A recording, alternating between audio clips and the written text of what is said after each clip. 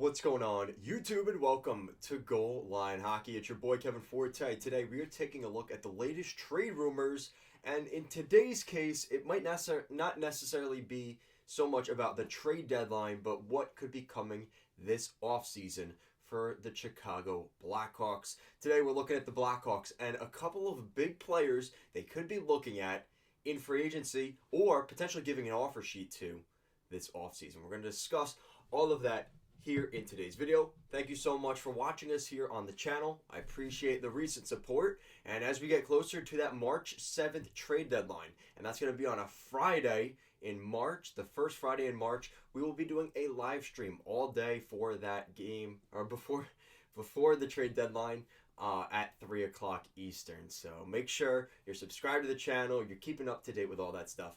All right, so the Blackhawks, there's two big names in the free agent market that are going to make a lot of sense when we kind of consider what's involved here. But there's also been another development about some potential offer sheets that could be going toward players from the Blackhawks in the pending offseason. And we're going to start off with the two big boys on the board, as of course the recently acquired Mikko Rantanen has obviously drawn some interest from the Chicago Blackhawks. He seems to be one of the names that could be finding his way to Chicago, whether he ends up signing with the Blackhawks or maybe he ends up talking to some of the representatives from the Blackhawks coming into this offseason before free agency. It does make a lot of sense. You know, you got to remember the kind of the context here for the Blackhawks. And the problem with the Blackhawks right now is they're trying to find their new identity. Losing Patrick Kane, Jonathan Toews, Brent Seabrook, Duncan Keith, Corey Crawford, that was the core of the Chicago Blackhawks.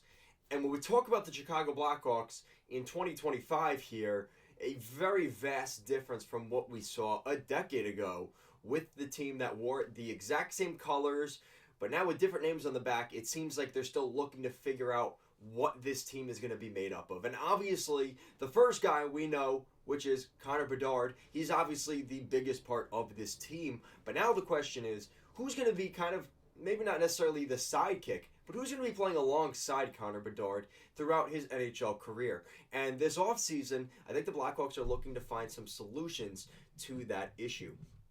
And when you consider the team's top point producers, it definitely tells the story pretty easily what they're looking for here. So obviously Connor Bedard leads this team in points. He's got 44 points in 50 games this season. So all things considered for the Chicago Blackhawks, the frustration, the losing, all the narrative being drawn about maybe Bedard not liking the situation in Chicago, not liking losing. Yeah, no shit. He probably doesn't like losing. But that's okay.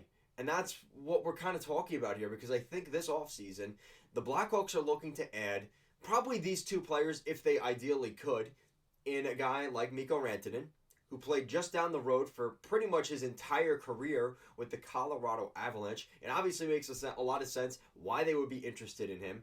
They've seen him a ton over the years. So Mikko Rantanen's name is definitely one that's going to make a lot of sense here for a whole multitude of reasons. The first is Bedard. You look at his numbers, he's got 30 assists, 14 goals. We know the narrative around Bedard. He's going to pass the puck a lot. He's a playmaker, right? He can score goals, but he's more known for passing the puck, being a playmaker, driving the play forward, and then passing it off to the guy that's going to be the finisher. And what you're going to be selling here to a guy like Mikko Rantanen, or the next guy we're going to mention in a minute, you are going to be the focal point of this team alongside Connor Bedard. You are going to be Connor Bedard's Patrick Kane. What Connor Bedard is now in Jonathan Toews, you are going to be the Patrick Kane of this team. That's got to be the selling point, I would think, if I'm the Chicago Blackhawks.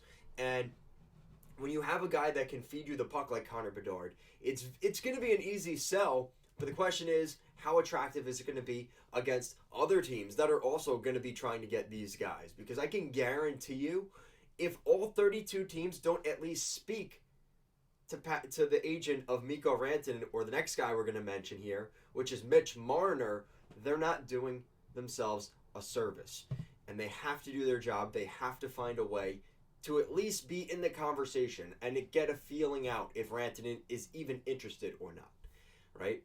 So that's the second guy we're going to mention, and that is Mitch Marner. So Mitch Marner's situation is a totally different thing because I think in the Toronto Maple Leafs world is he's not going anywhere. But I am not so certain about that. And if you told me 2 weeks ago that Mikko Rantanen would be going anywhere, I probably wouldn't have believed you either. And within a couple of days, he was traded. So things change very quickly. And what's interesting is, Darren Farris made a huge thing about Marner's most recent contract, the one that's expiring now. It was a huge debacle with the Toronto Maple Leafs. The Toronto media almost drove Mitch Marner to the ground. It got to the point where Mitch Marner was the most hated Toronto Maple Leaf on this team. And the fact that his negotiations with the Leafs were so out there and open, fans, by the time they signed Marner, weren't even sure how much they really liked Mitch Marner being on the Leafs anymore. So I think they've done their due diligence a lot better this time around, keeping things behind closed doors. And Marner made it very clear in training camp in the beginning of the season, listen, we are not going to discuss any kind of contract talks. But we're getting to that point now where Marner is leading the Leafs in points, 68 points in 51 games. He's got 15 goals on the year, which his numbers, funny enough, are pretty similar to Connor Bedard. Yes, he has more assists. He has 53 assists, but in terms of, the ratio between 15 goals to 53 assists, he's kind of a similar player in that regard. But with that said, this is obviously something that is going to draw a lot of buzz because Marner is on a good Maple Leafs team and he's leading this team in points. 68 points in 51 games. I'm not that good at math. That's well over a point per game. So he's doing something right with the Toronto Maple Leafs. This is going to be a guy that's asking for a lot of money in the offseason, though. So kind of going back to the sources, because I want to give you guys some sources for where we've been hearing a lot of this stuff, because it's been kind of buzzes here and there about what could be going on. But based off what we've heard, specifically first, let's get into the whole Marner thing first, because I think the Marner situation is kind of interesting. So the Canucks and Utah could be options for Marner if he doesn't remain with the Leafs. So it's not only the Blackhawks that could be vying for a guy like Mitch Marner. If there's something where there's a sign-in trade before the trade deadline, there are contenders before he may never get to the free agency market if a team like Utah or Vancouver gives him $14 million in March. And it wouldn't matter what he's making in the summer. He won't be available anymore. So that's something to consider. The other thing is, and this is from The Athletic, the Blackhawks will have plenty of cap space to make a run at Mitch Marner, Mikko Rantanen, or anyone else this summer. It is becoming quite clear that the Chicago Blackhawks want to do something. They want to make a move. They want this fan base, they want Connor Bedard to believe that this team is going to get better. And if you become a team that can add a player like Rantanen or Marner or whoever else could be potentially offer sheet eligible, I think it's definitely a possibility. And when you consider the Blackhawks defense, the Blackhawks have a really solid blue line in terms of younger defensemen. So I don't think they're going to be going out making a splash for a defenseman. They're going to be looking at forwards here, right? You consider Kevin Korchinski, Ethan Del Maestro, what's his name, Vlasic, right? All those guys. Those are guys that teams would love to have on their team. Young defensive players. The Blackhawks already have those, which means they're going to be looking to add up front. And then you look at guys they have in the pipeline coming behind Bedard, right? Frank Nazar. There's reason to think that the Blackhawks could get better sooner. So when you're telling a player in free agency, hey, you could come here, you're going to play with Bedard, this team is developing, they're in a rebuild, and you're the missing piece for us to get back to the playoffs, that could be enough of a sell. You're an Original Six franchise, you're wearing the colors of the Chicago Blackhawks, you have the Blackhawk logo on your sweater. There is a lot of rich history with the Blackhawks and playing in Chicago. It's definitely going to be appealing to somebody, but I'm kind of wondering who exactly is going to be there for the Blackhawks if they decide to wait till the offseason. Because the thing is, I think they're looking at it in the sense of, we don't want to go and acquire somebody at the trade deadline because they're looking to still add more players, right? So they don't want to take away from what they have. They already have Nazar, the first round picks, the young defensive prospects we mentioned.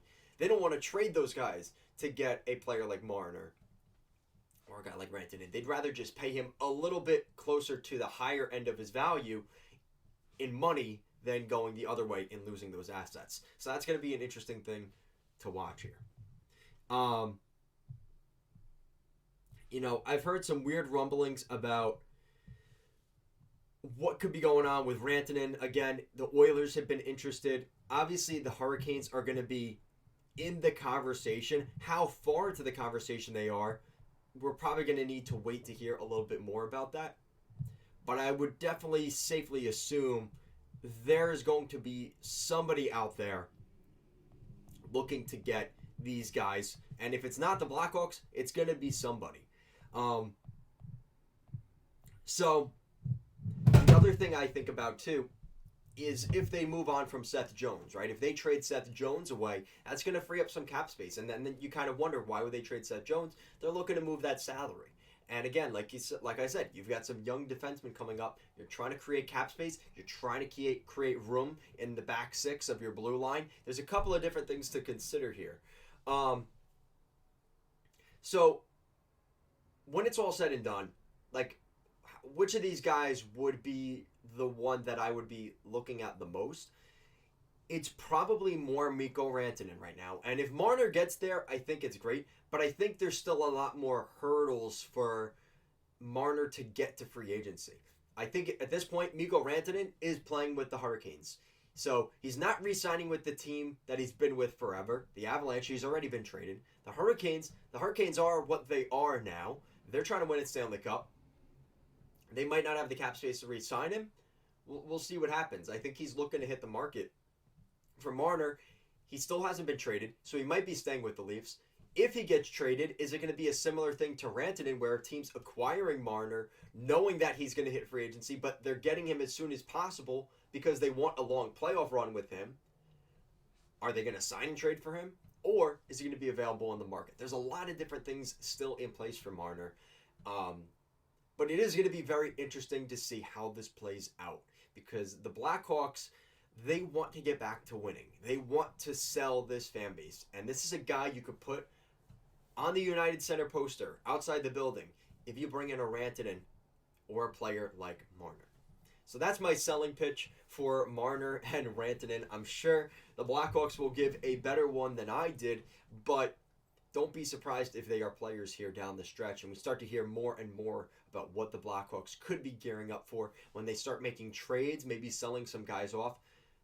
Don't be surprised if they're moving those guys out because they're trying to create cap space. It'll make more sense once we get to the summertime. That's going to do it for today's video, guys. Thank you so much for watching. Make sure to like, comment, share, and subscribe to the channel. As always, thank you so much for watching, and I'll see you guys again next time.